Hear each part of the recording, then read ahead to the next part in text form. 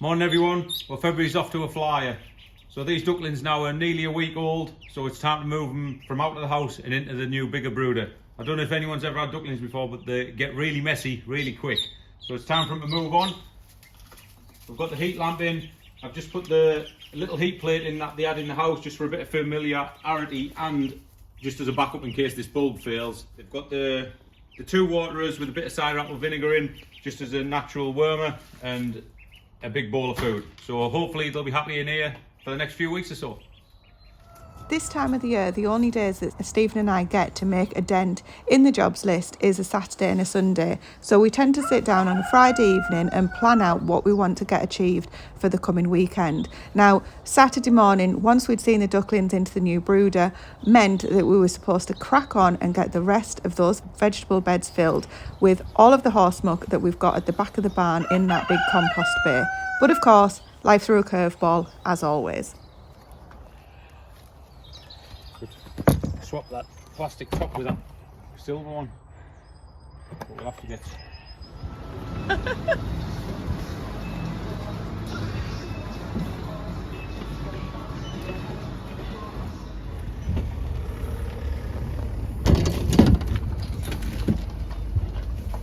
Ready to go again? Right, up to it. Well, that was a bit of an unexpected break, so our barrow has finally given up the ghost. And we've had to spend the last hour travelling to get a new one, so we've got this. But I guess that's one thing about small holding, always expect the unexpected. Well, it's later than we anticipated the day would be, but like I said earlier, we're used to that. Adapting is something we have to do, but I tell you what, it's an absolute free-for-all out here. I'm going back into the vegetable plot now. Look at this. Lap it up while you can, chickens, because soon enough you won't be allowed in here. Can't really stop it at the minute because we've had to open the gates, obviously, for the barrows that we've been doing, taking all this muck from the muck heaps at the back of the barn, which was last year's stable muck from the horses. That's been in there for a year and has rotted down reasonably well. We've learned quite a bit from that. I'll show you in just a second. I've got some very important cargo with me. These are my peppers. Talk about them again in a minute, or not even again. Can you tell I'm so excited? I've got too many words coming out. Anyway, Stephen is round the back of the barn because he's extending the area where the goats have. Now that we've moved all of that muck out of those muck heaps, we're making the area for the goats a little bit bigger. I'll show you that also. But for now, this is what the area is looking like that we've put all of the muck into. So there's the new wheelbarrow. You won't miss that in the dark, will you? So these are the beds. Now when I say it's reasonably well rotted down, you can see it's not completely rotted down, and that's because we didn't turn it. It was basically, barrows were just tipped and it was just left to the elements. So where we're going to be using it on the gardens, we will try and turn it over, but we won't always get to. We have used it looking exactly the same as this in previous years, and if I go past these cheeky little monsters and into these beds here, where there's another one just about to run. You better go on, scatter.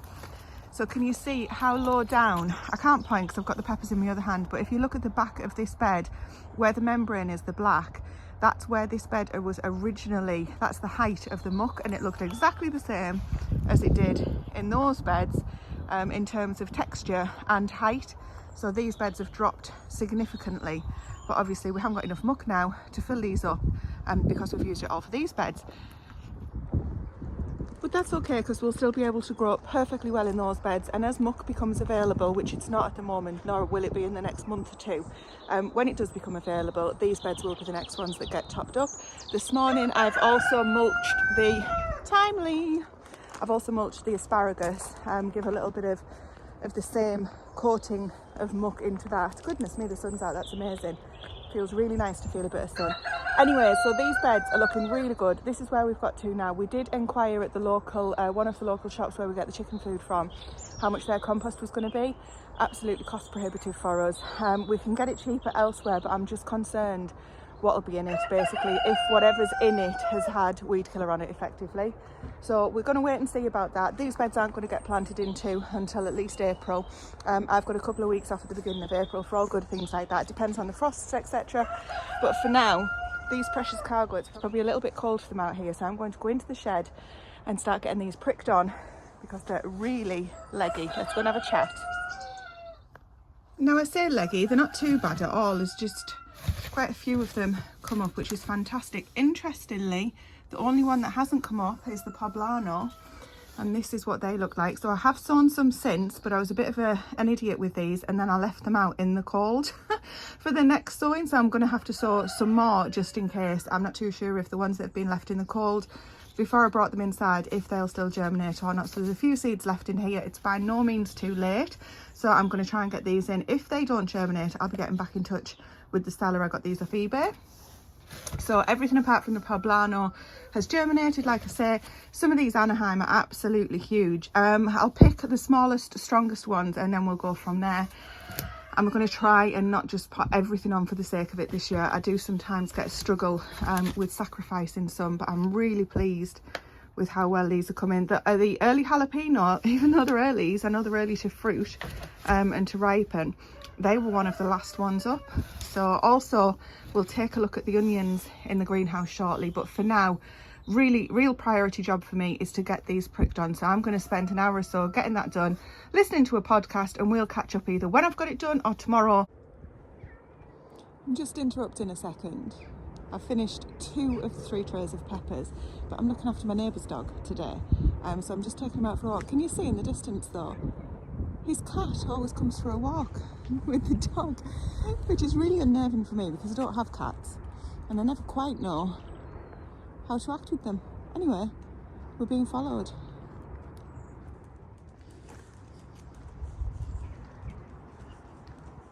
You know, it's so nice to see that the evenings are lighter, or the days are lighter for longer. Getting a bit more time each day to be able to stay outside, do a few more jobs. I know February can be a really cruel month sometimes weather-wise. Today has been fantastic though, and it's been dry. We've had some more days of really crazy wind, but I haven't seen a storm name for this one, so goodness knows if it's been given a name or if this is just getting away unidentified. But yeah, it's lovely to see the daylight. We're going over here apparently. I'll talk to you soon.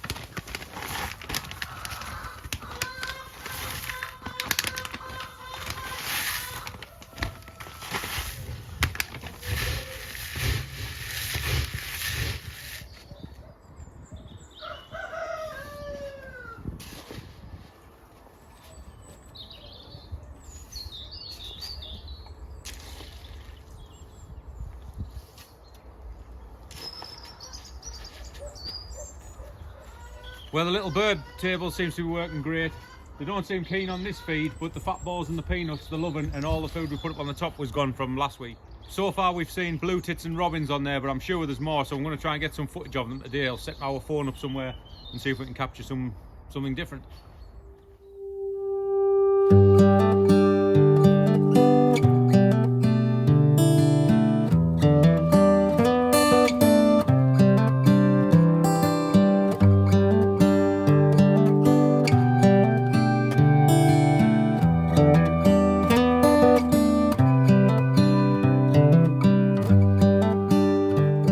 Tracy showed you yesterday, we're having a nightmare keeping these chickens in, so I've extended the gate, but they still keep flying over. So if we can catch the ones that are escaping and just clip the wings on one side, then hopefully they'll fly around in circles and they won't get out. Now stay. While the weather's been outside, we're going to keep working outside this afternoon. It did look as though it was going to storm over again, but not just yet. So Stephen and I have got a couple of trees that we'd not forgotten about, but weren't at the front of our memory to remember that we needed to plant. So this one here is a mulberry tree. I got this a couple of years ago and it's been getting potted on ever since. And now we've got the perfect place for it to go in the ground. We've obviously tried to put a lot more fruit trees in this area. So this mulberry tree here is going to go just next to where that plot is, and then over in the distance next to that spit that's laid down on the floor, we've also got a fig tree. So we're going to get both of those in, and then finally we've got a self-propagated blackcurrant bush as well. So I took some cuttings just to see if I could do it, and it's just been left looking a little bit scraggly over the winter just in this pot. That's not for it to grow in, that's just for holding on to it for now. So we've been and got another barrow of muck. We've managed to salvage one more barrow full out of the muck heaps over at the back there, and we're just going to pop a bit of muck in with each of these trees, and then that'll get this area off to a good start. There's still more to do. We need to get some more plum trees and other bits and pieces, but for now that's going to get us off to a flying start. Now we're having to prioritise the jobs at the moment for the weather dependent, etc. So we want to get these into the ground first, and then we can finally make a start on getting tidied up, because maybe you saw our Smallholding tour of January. One of the things that we need to do is go all around the Smallholding and start getting things looking a little bit better. We've done the practical side of things where we've got things in the ground and we've got structures built, etc. Now we want it to start looking a little bit prettier. This is spit number 3, is that what they're called? So place your bets, let's see how long this one lasts.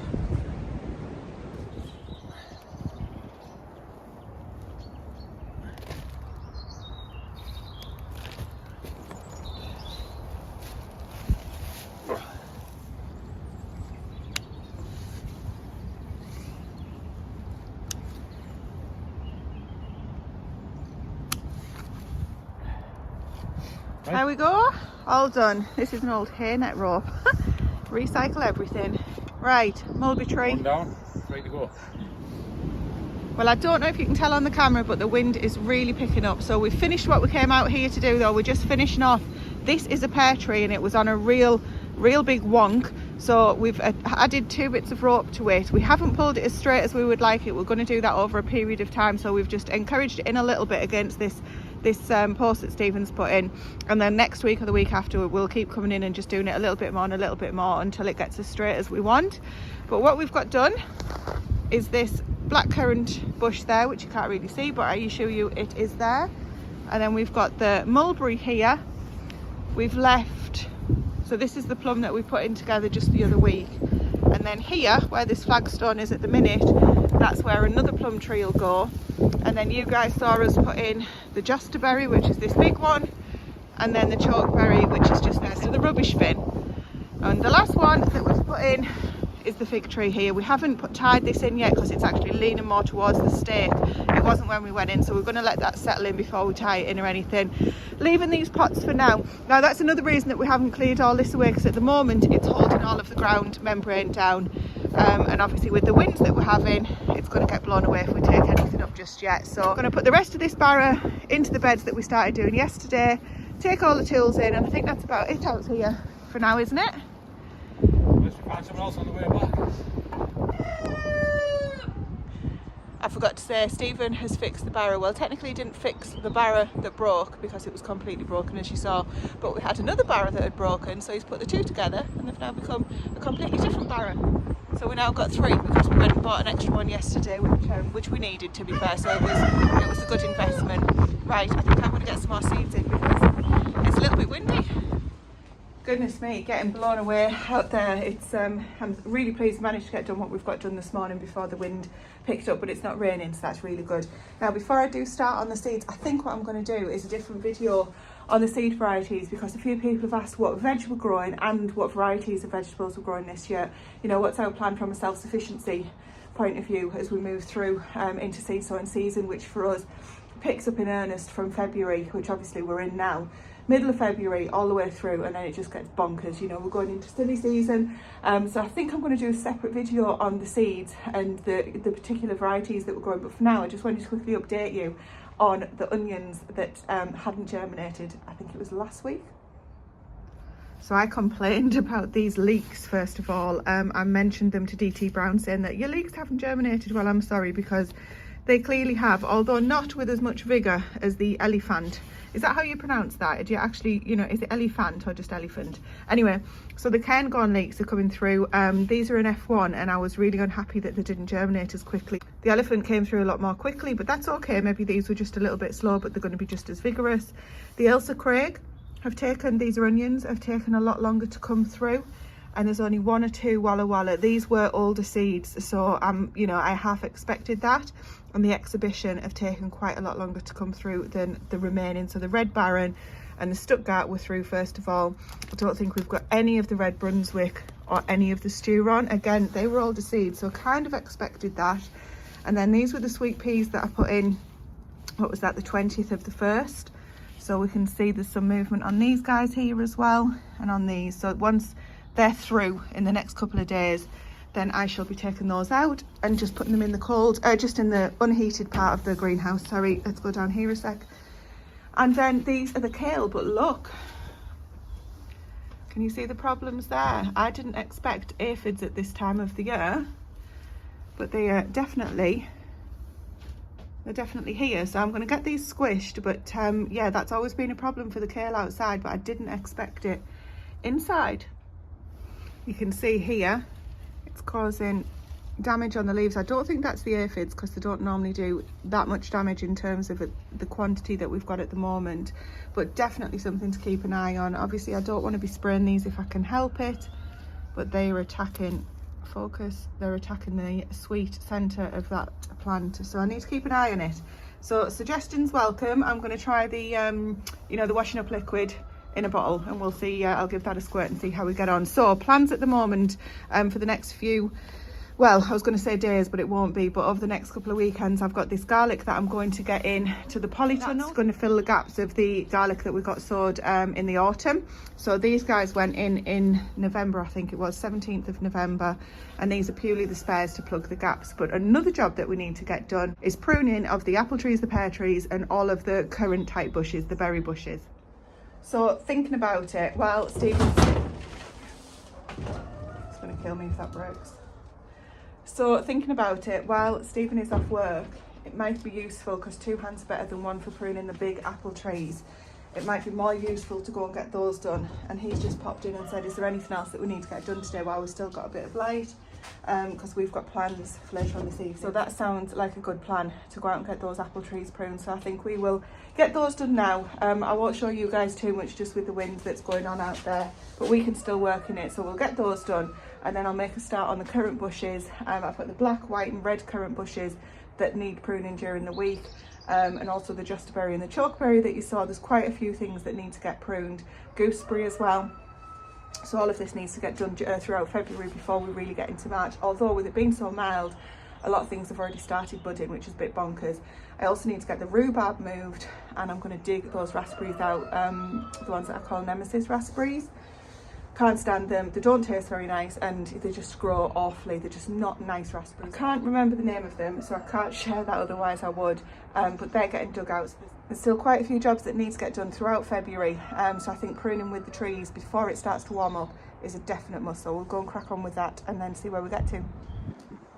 Well, it might look a little bit savage, which I feel like it is, to be honest. I'm not comfortable with how much we're taking off, but well, we've given all of these quite an intensive haircut. You can see some of the branches there that have been chopped. The chickens are enjoying all of the droppings that have come off it though.